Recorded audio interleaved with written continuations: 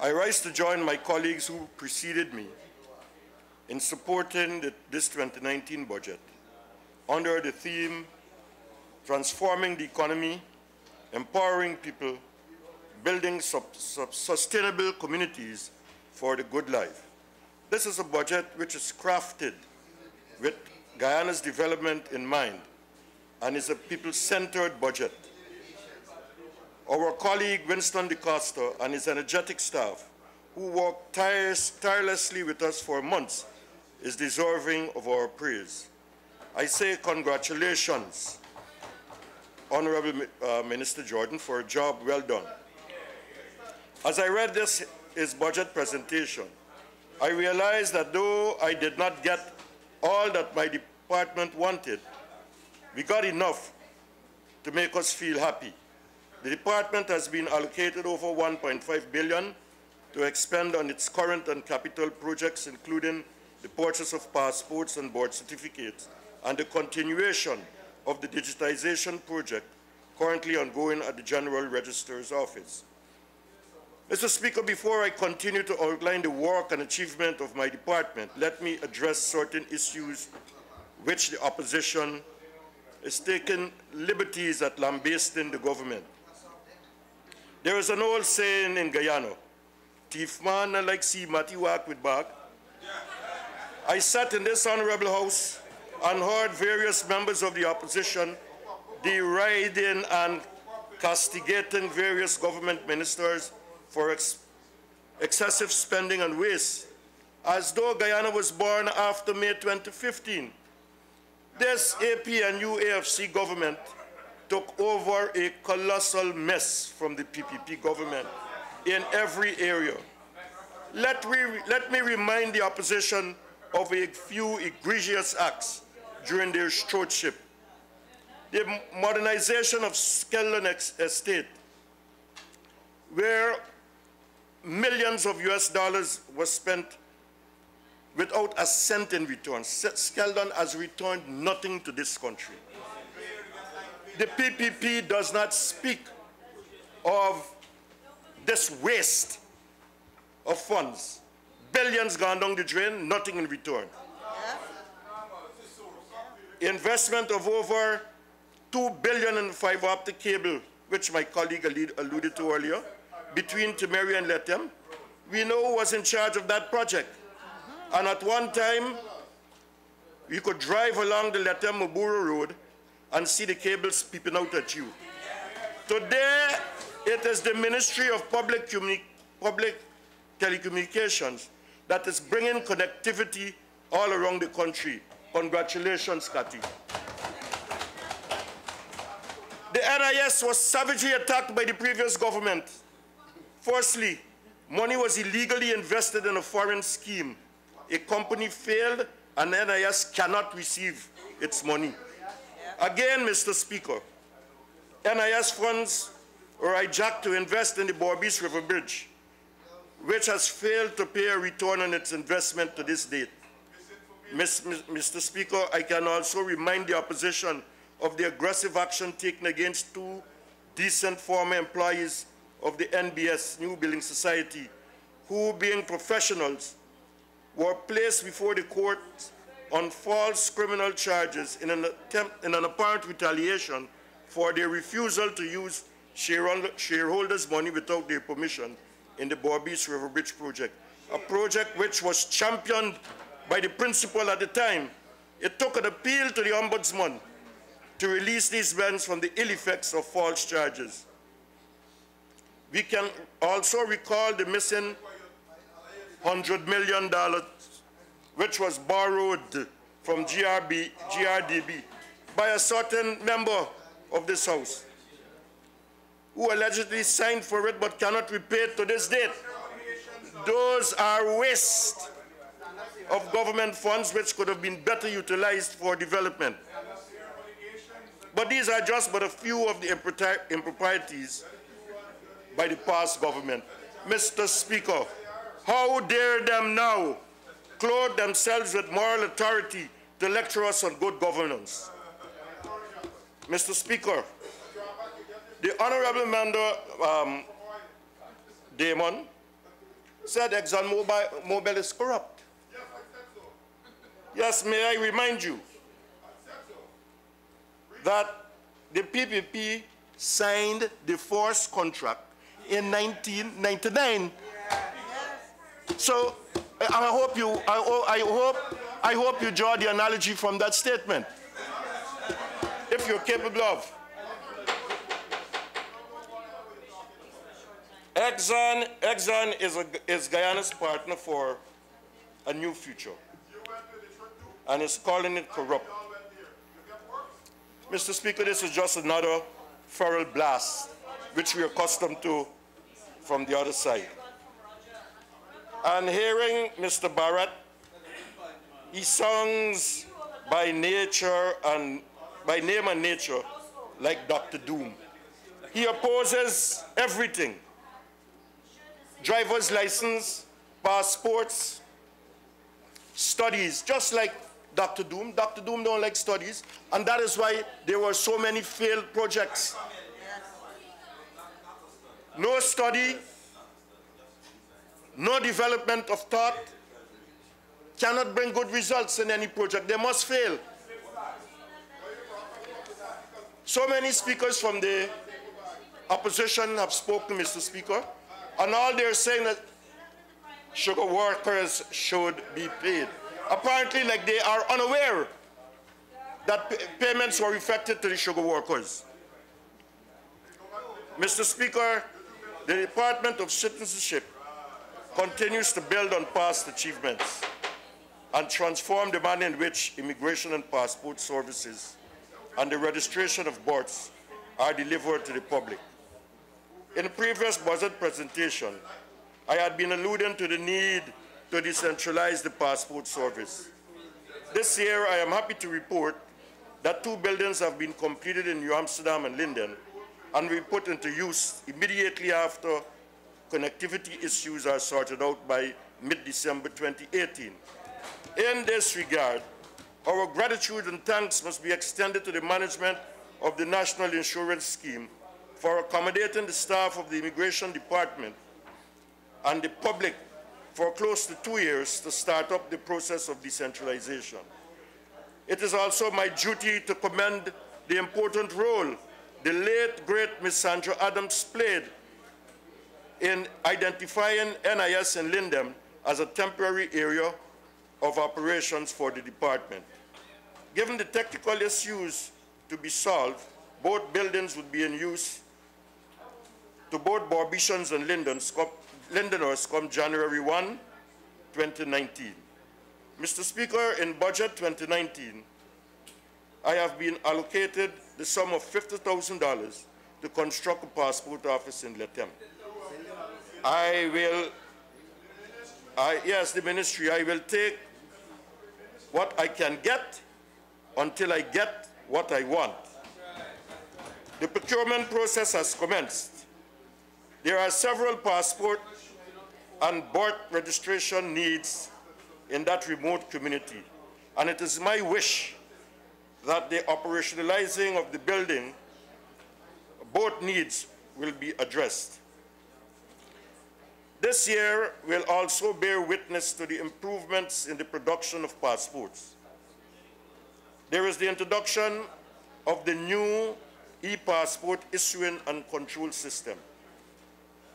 And with this change of technology, there would be a concomitant redesign and enhancement of the Guyanese passport to an electronic passport, e-passport. Therefore, all related equipment must be changed and replaced with modern technology. This means, Mr. Speaker, this country would be migrating from the current machine-readable passport to the e-passport. An e-passport is a machine-readable passport that contains an electronic chip. As such, provides enhanced security. The chip holds the same information that is printed on the passport data page. The holder's name, the date of birth, and other biographic information would be on the electronic chip. An e-passport would also contain biometric identifier. such as the digital photograph of the holder. The biographic and biometric data contained in the electronic chip can be compared with both the traveler and the document being presented, thereby providing incremental security and making the books much more difficult to duplicate and alter. The extra layer of security has been proven to inspire greater confidence in and acceptance of a country's travel document. In addition, e-passports reduce the risk of tampering and identity fraud, contain a digital signature that is unique to the issuing authority. This mechanism helps border authorities ensure that the passport is authentic and enables automated border processing and interaction with automated passport control kiosks. Find them. Mr. Speaker, these alterations and modifications would make Guyana join other countries in the world already using the e-passport system in the Caribbean. The Bahamas, Grenada, St. Vincent and the Grenadines, Antigua and Barbuda, St. Kitts and Nevis have already put this system into use. In other words, Mr. Speaker, our passport issuing system would be overhauled, necessitating the replacement of all soft and hardware systems. In addition, Mr. Speaker, our border management system, located at all ports of entry, would receive similar reviews. This change would offer a wider range of functionality and integrating the BMS with the proposed EPICs.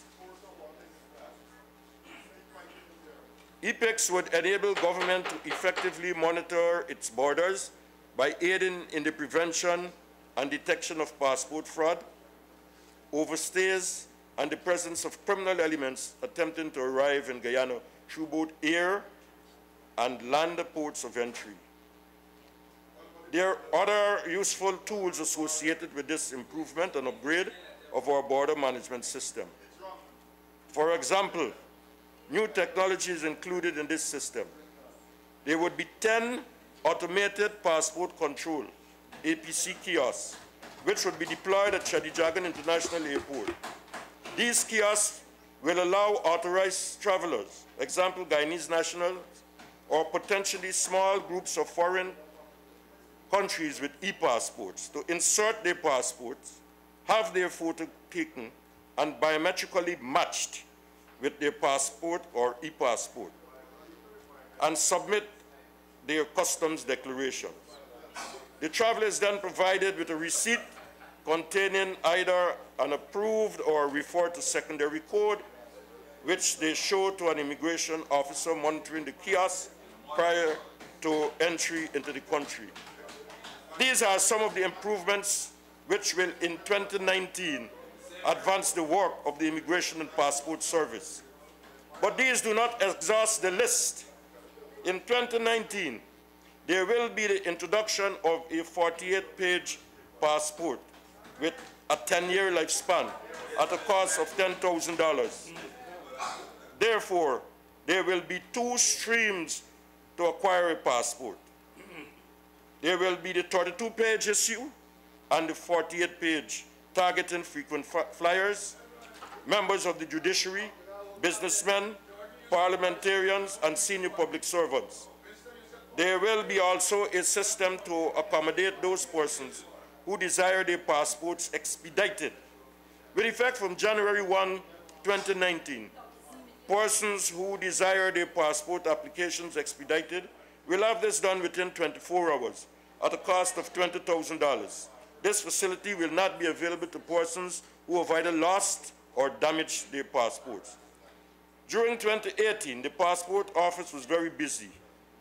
Locally, the Central Immigration and Passport Office issued 59,079 passports.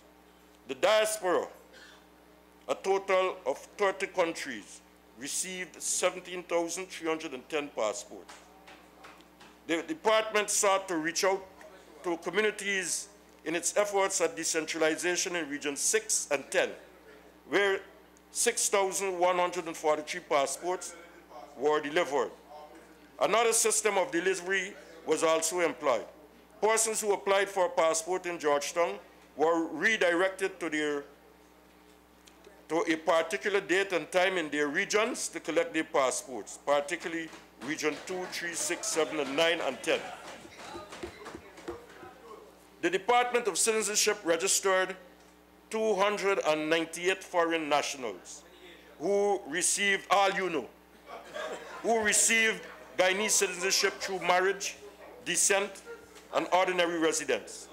Additionally, Mr. Speaker, the department processed foreign nationals for extensions of stay and work permits as shown hereunder. Listen to this list now. You are about Asians, listen.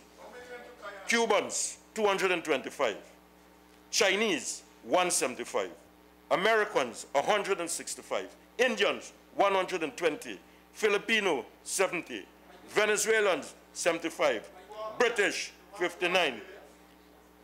Dominican Republic, 45. Trinidadian, 30. Suriname, 15. A total of 979. Take down, swallow it. This activity will come under greater scrutiny in the new year because of the need to ensure that Guyanese receive their fair share of employment opportunities becoming available as a result of investment opportunities expected to open up shortly. The department requires all prospective employers to publish vacancies in one of the dailies for over 3 months prior to over a 3-month period to give Guyanese a chance to compete for these employment opportunities. The department also noticed certain unhealthy employment practices, which we intend to curb by joining forces with the Department of Labor, and further I say not. Mr. Speaker, birth registration has become an important feature to this government's activities because of the need to protect the rights of the children. In UNICEF's passport to birth registration is the official recording of a child's birth by the state. It is a permanent and official record of the child's existence. It's part of an effective civil registration system that acknowledges the person's existence before the law, establishes family ties, and tracks major events of an individual's life from birth to death. While Guyana has been making efforts to achieve 100% birth registration, and several outreach activities were conducted during the year, as a result of challenges to residents in the hinterland communities affected by distance and opportunity to register, with cost of acquisition of a certificate adding to that burden. During this year, the assistance of UNICEF, the staff from GRO made 3 visits to Region 1, 2 visits to Region 8, and 1 to Region 9. These resulted in the processing of 1,188 late registration and processed 590 applications. During the year, these outreaches will continue, during the year 2019. These outreaches will continue, but action will be taken to review the pertinent legislation to bring them in line with the current best practices observed internationally. These include ensuring that all children who are born in Guyana shall be entitled to and receive a birth certificate, ensuring that all children from 0 to 18 years have a birth certificate, and that the state must ensure that registration of all children born in Guyana. Removing the bar on late registration from birth to 1 year, from 1 year up to 11 years. In other words, this late registration thing, we go move it up. After 1 year, we go to 11. The law will be amended, ensuring that all hospitals and relevant persons with responsibility for registration of births shall be held accountable in having to provide written explanations to the registrar for any and all failures to register boards or boards.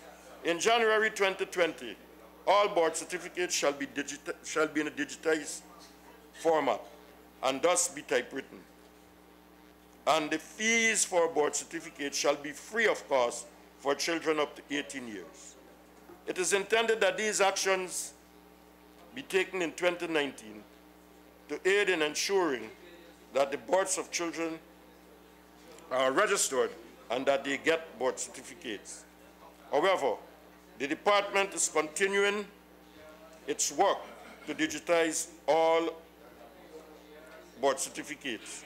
However, the department is continuing its work to digitize all deaths, births and marriage certificates and adoptions. Of the 3 million records which were to be digitized, only 12% of these records remain to be digitized, and this is expected to be completed by August 2019. Thereafter, the department would proceed to produce a printed board certificate and launch into the feasibility of issuing a unique identity system, which I have spoken about from the time we entered Parliament.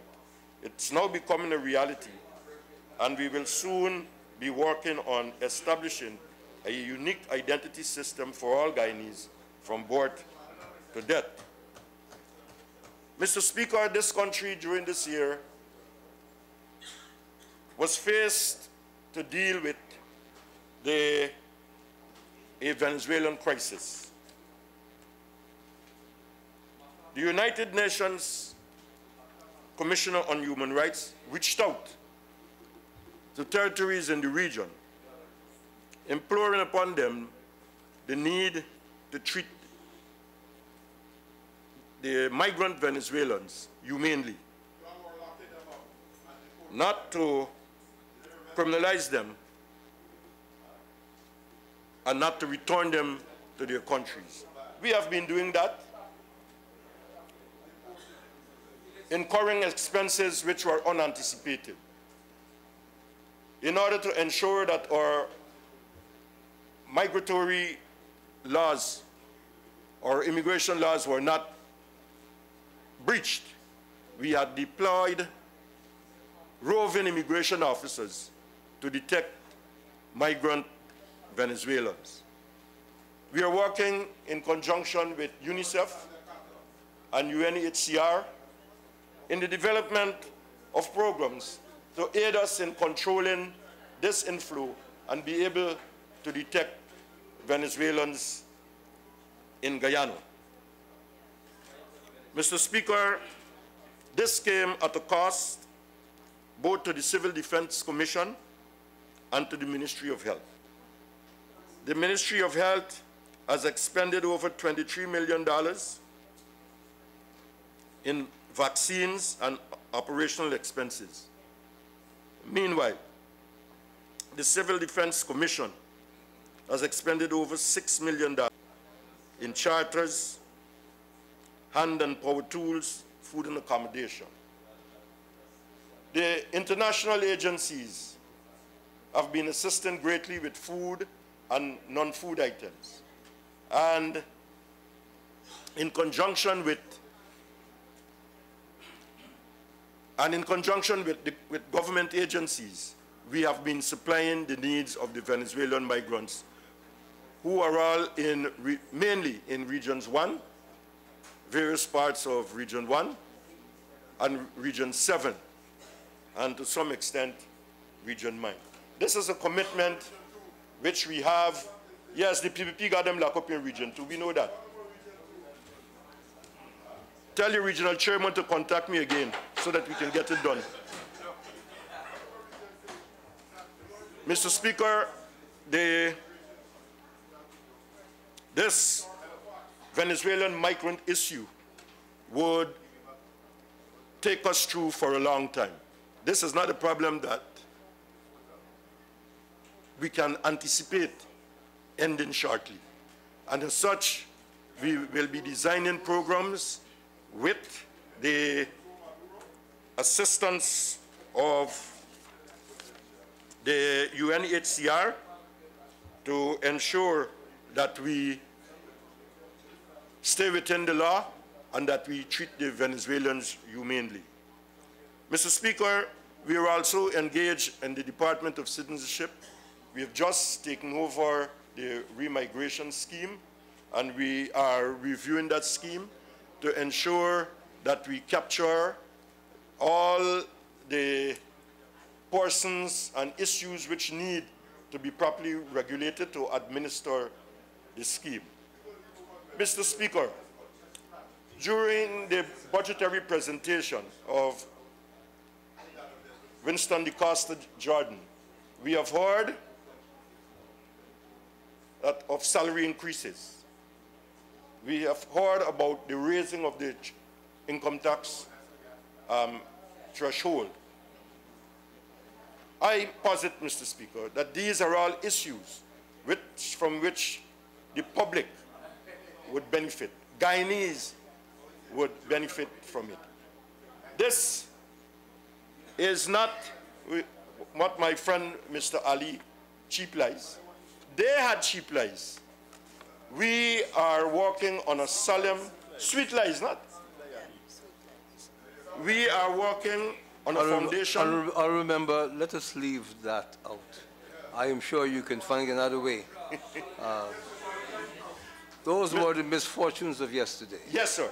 So let us now deal with today. Very well, sir. And the future. Thank you. I follow your guidance. Mr. Speaker, I now wish to commend this budget and to seek its passage through Parliament. Thank you.